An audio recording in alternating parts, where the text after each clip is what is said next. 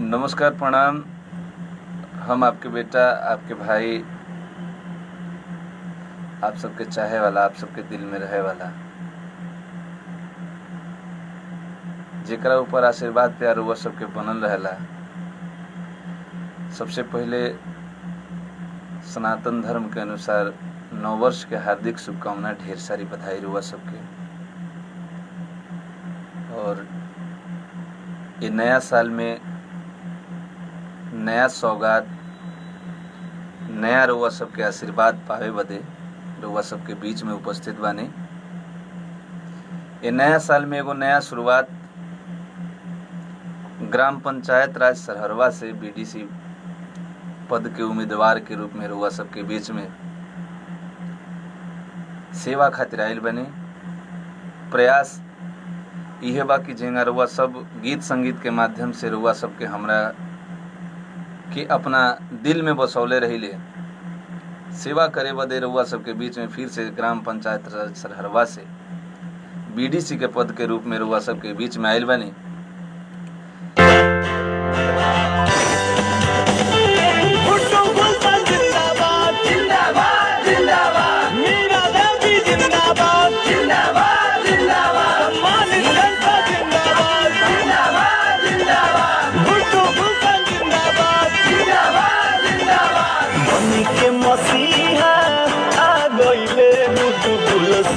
भैया छा गइले मनी के मसीहा आ गइले गुलशन भैया छा गइले।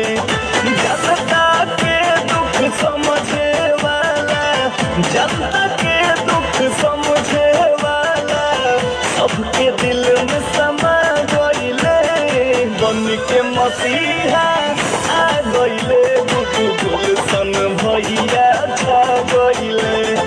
बनी के मसीहा आ गइले गुलशन भैया छा गइले।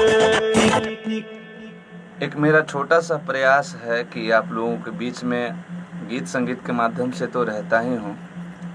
हमारे बड़े भाई नागेंद्र उजाला जी, इनका ही बड़ा स्नेह प्यार आशीर्वाद बना रहता है। आप सबों से निवेदन है कि इस लाइव को ज़्यादा से ज़्यादा शेयर कर दीजिए। चुनावी बिगुल बज चुका है। मेरे जितने भी चाहने वाले, जितने भी श्रोता लोग हैं, जितने भी मेरे पंचायत के अपने अभिभावक गार्जियन हैं, सब लोगों ने मुझसे कहा कि सब लोग कह रहे हैं कि तुम चुनाव लड़ रहे हो लेकिन तुम आज तक किसी से कहे नहीं हो।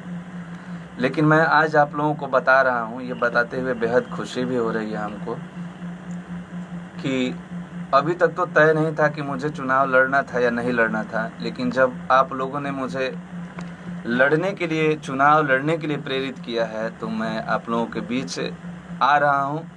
क्योंकि आज मैं जो कुछ भी हूं आप लोगों के ही बदौलत हूं। और जब आप लोग एक जिम्मेदारी दे रहे हैं पंचायत की, तो ग्राम पंचायत राज सरहरवा की जिम्मेदारी उठाने के लिए मैं आप लोगों के लिए आ रहा हूं। और प्रयास भी रहूँगा कि मैं सबको खुश रखूँ, और जितना हमसे होगा पंचायत के विकास और पंचायत की जनता के लिए हम हमेशा प्रयासरत रहेंगे। और प्रयासरत थे और प्रयासरत रहेंगे भी। हमारे बहनोई नरेंद्र यादव जी भी देख रहे हैं, प्रमोद परदेशी जी भैया के बार बार नमन बन, पल्ली भैया देखत तनी, सिंगर पुनीता प्रिय जी, शक्ति के स्वरूपा रउआ के बार बार नमन बा, बंदन बा। रउआ सबसे निहोरा बा कि अपन आशीर्वाद प्यार बनौले रखी। बस एक छोटा प्रयास बा। हमार बड़ भैया बड़ा ही कीमती समय निकाल के नागेंद्र उजाला जी, जे सबके दिल में राज करेला, यहाँ के सबसे ज़्यादा तो हमार बाबू जी याद करेनी, हमारे डैडी जी ऐसे याद करेनी कि वो पहला कलाकार यहाँ के बानी जे कि हमारे डैडी जी के दिल में समा गए नी। यहाँ के आई रहनी हमारी दादी जी के अंत्येष्टि में। आ फिर से भैया से निहोरा बा कि भाई के तिलक बाटे 11 मई 14 मई के शादी बाटे, रउआ से निहोरा रही कि तनी एक झलक पावे खातिर और भाई ई परिवार ने बिछौले रही। तो रउआ सबसे निवेदन बा कि अगर एगो प्रयास होके ज़्यादा से ज़्यादा शेयर के लाइव के शेयर कर दें, बैजू बावरा जी बहुत ही अच्छा हमारे सीनियर, जेकरा के देख के हम संगीत सीखनी। सलेमपुर में यहाँ के एकेडमी भी चलेला संगीत के। तो रुआ सबसे निवेदन बा कि रुआ सब एकरा के ज्यादा से ज्यादा शेयर कर दी। आ निवेदन बा एगो सुनी के मसीहा आ गइले बुटु गुलशन भैया छा गइले। बनी के मसीहा आ गइले बुटु गुलशन भैया छा गइले। जनता के दुख समझे वाला, जनता के दुख समझे वाला सबके दिल में समा गइले। बनी के मसीहा आ गइले बुटु गुलशन भैया छा गइले। बनी के मसीहा आ गइले बुटु गुलशन भैया छा गइले। बुटु गुलशन जिंदाबाद जिंदाबाद जिंदाबाद। मीरा देवी जिंदाबाद जिंदाबाद जिंदाबाद। सम्मानित जनता जिंदाबाद जिंदाबाद जिंदाबाद। बुटु गुलशन जिंदाबाद जिंदाबाद जिंदाबाद। हमेशा से हम यही बात आप लोगों से कहते आए हैं कि हमारी औकात आप हैं, हमारी शान आप हैं। अगर आप लोग हैं तो मैं हूँ, आप लोग नहीं हैं तो मैं नहीं हूँ। क्योंकि आज जो कुछ भी मैंने पाया है आप ही लोगों से पाया है, आप ही लोगों ने मुझे दिया है। इसलिए मैं पूरी भोजपुरिया समाज का कर्जदार हूँ, ऋणी हूँ। और मैं जब तक जीऊँगा प्रयास यही करूँगा कि आप लोगों के कर्ज से मैं उऋण हूँ। और मैं जब भी जन्म लूँ तो एक भोजपुरिया कलाकार, एक कलाकार के रूप में जन्म लूँ। और इस चुनावी गीत, इस प्रचार वाले गीत को मेरा छोटा भाई मंटू गुलशन गाए हैं। पुनीता जी बहुत बहुत धन्यवाद, बहुत बहुत शुक्रिया रौरा के। रौरा देखा तनी हमरा के अच्छा लगल, लेकिन पुनीता जी रौरो से आशा बा, निवेदन बा, आग्रह बा, निहोरा बा कि रौरो एगो प्रचार गीत हमरा खातिर गाई, ताकि हमरा पंचायत के सम्मानित जनता सुने, आपन आशीर्वाद प्यार दुलार देव। आई सुनल जाए एक बार फिर से। थैंक यू विनीत पांडे जी, शुक्रिया रुआ के, रजनीश राय जी, सब कोई जे भी हमरा के देखा था रुआ सबसे निहोदन बा। मुर्तजा अंसारी जी सलाम अलैकुम बहुत बहुत धन्यवाद। राजन कुमार वर्मा जी हमार नंबर बा 9572 33 71 58। हम पंचायत के चुनाव में सक्रिय रहनी चाहे ना रहनी, फिर भी हम लोग से कहें कि 24 घंटा जे भी अगर हमरा के, अगर आपन बेटा अपन भाई अगर समझता दुख और सुख में, हमरा के एक बार ओरा सब याद करी, हम दौड़ल आए। और फिर से एगो विश्वास लेके जनप्रतिनिधि के तौर पे रउआ सबके बीच में हम आयल बने। बीडीसी एगो लक्ष्य बा कि रउआ सबके पंचायत और ब्लॉक के दोनों जिम्मेदारी रउआ सबके उठाएं और अपना पंचायत का हमेशा खुशहाल और विकास की तरफ जे भी हमार जनप्रतिनिधि बा, चाहे वो जिला पार्षद होखे, विधायक होखे, एमपी होखे, अगर रउआ सब अगर हमरा के एक बार मौका दे देता ने, हम रउआ सबसे ज़्यादा कुछ तो ना कहे कि अगर एक बार मौका रउआ सब दे देने तो हम बताई कि आवाज़ केहू के सामने कैसे रखल जाला। हिम्मत बा रउआ सबके सेवा करे खातिर, हिम्मत जुटा के ही रउआ सबके बीच में आयल बनी कि हम रउआ सबके सेवा करी, रउआ सबके बीच में रही। गीत संगीत के माध्यम से तो रउआ सबके बीच में रही ले, लेकिन अब रउआ सबके राजनीति के माध्यम से सेवा करे खातिर राउर बेटा, राउर भाई राजन कुमार वर्मा जी राजन भैया 95 72 33 71 58 ई एगो हमार नंबर बा। हमार दूसरा नंबर बाटे 731 9 9 9 9 9 6 9, यानी कि 731 5 9 6 9। ये हमार दूसरा नंबर बाटे। एक बार पुनः राजन भैया रोरा के बता दी, 9572337158 ये हमार नंबर है। हमार दूसरा नंबर बा 73152969। तरुआ सबसे निवेदन करे, सोनू कुमार जी, सिंगर गौरव ठाकुर जी, बहुत बहुत शुक्रिया। रुआ सब देखत तनी, ये शेयर के ज़्यादा से ज़्यादा, ये लाइव के ज़्यादा से ज़्यादा रुआ शेयर कर दी। दिवाकर यादव जी, आई रुआ सबके बीच में राउर बेटा, राउर भाई, राउर भतीजा, हर बहिन के आपन भाई गुड्डू गुलशन, पंचायत राज सरहरवा से रुआ सबके बीच में एगो निहोरा। ग्राम पंचायत राज सरहरवा के हौवे जी तो चाहेता हो, रौवे सबके बीच खड़ा बा, रौवे सबके देता हो।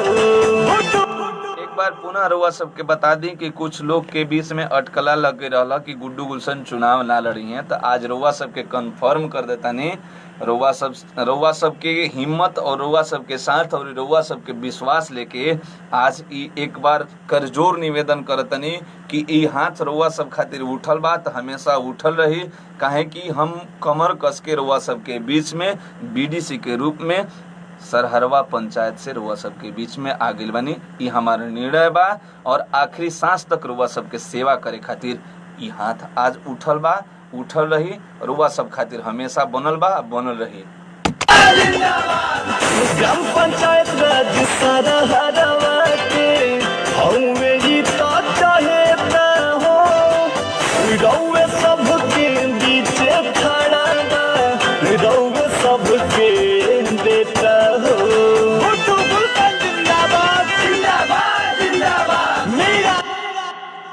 आए हमार छोट भाई सोनू पांडे जी, बहुत बहुत शुक्रिया। जबकि हमने के क्रिकेट खेली जाए तो इनकरा के सान कालू के नाम से हमने के जाने जा। राजू आर्यन जी हमार साढ़ू भाई, पूरा पंचायत जानेला कि हमार साढ़ू भाई के ह। हमार साढ़ू भाई बहुत ही जोर लगौले, बहुत ही दबाव देले कि हमने के तो ऐसे जनता के सेवा करी ले जा, लेकिन जनप्रतिनिधि के रूप में अगर हमन के जनता के बीच आवतन जा तो हमने के सांसद विधायक केहू से अपना पंचायत के हक मांग सकी ले जा कि हमरा पंचायत में ये चाही। तो जनप्रतिनिधि अगर रुआ सब बना देव तो हम रुआ सब खातिर जहाँ तक प्रयास रही, जेकरा लगे जाके अगर निवेदन करे पड़ी, निहोरा करे पड़ी, तो एकदम रुआ सब खातिर जाइब, पंचायत खातिर जाइब, जिला खातिर जाइब। अब राउर बेटा रुआ सबके बीच में उमेश यादव जी, भैया चुनाव में रौरा घरे आवे के बाटे, सोनू भैया रौरो घरे आवे के बा, राउर सपोर्ट का बाटे। रौरा तो हमार भाई हैं, रौरा हमरा दिल में बास करी ले, रौरा सब हमरा दिल में बानी। हम तो लक्ष्मण चक नहीं, इस सिवान बिहार के कर्जदार बानी। रौरा सबके विश्वास बा, प्यार बा, और हम परमात्मा से यह करब कि जब भी हमार जन्म होखे तो रुआ सबके बीच में होखे, एगो कलाकार के रूप में कलाकार के रूप में होखे जन्म, आ फिर से रुआ सबके सेवा करी। बार बार निवेदन बा जे कि रुआ सब सपोर्ट करी, निहोरा बाटे।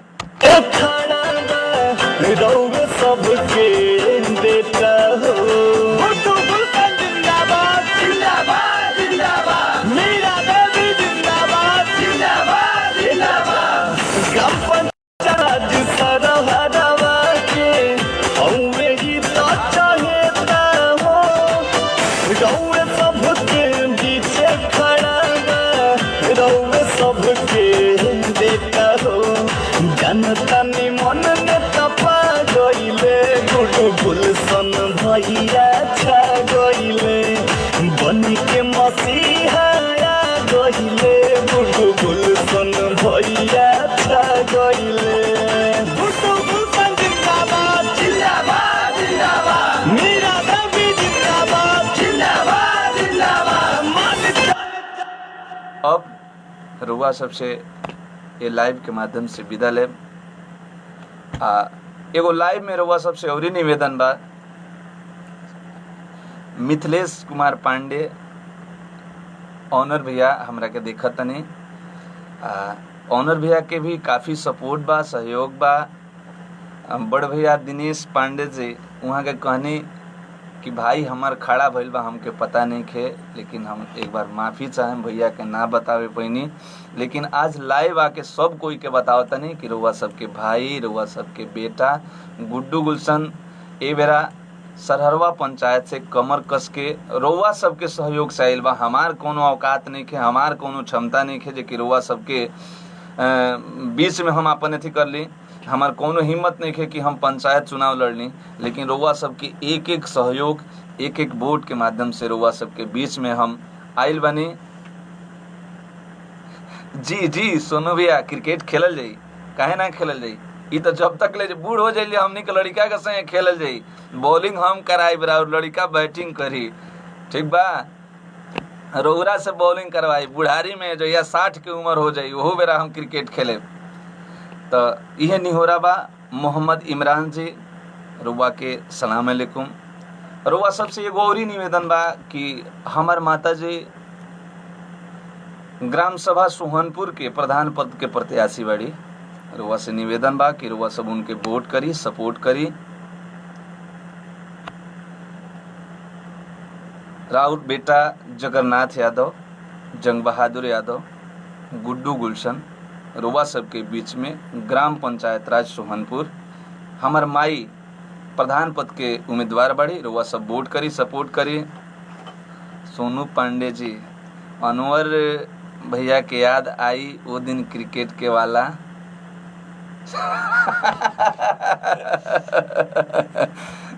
वो दिन तो ठीक बाटे, लेकिन वो दिन याद आई कि जब अनवर भैया मारत रहनी तो कितना धावत रहनी। सबके तो याद बा। राजन भैया 10 मिनट बाद रुआ हमरे के कॉल करी, हम रुआ से बात करे।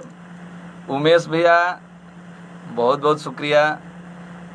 पंचायत राज सरहरवा के सब सम्मानित जनता के बार बार धन्यवाद, बार बार शुक्रिया कि रुआ सब अपना दिल में हमरा के जगह दे के आज चुनावी समर में कमर कस के खड़ा कर देनी।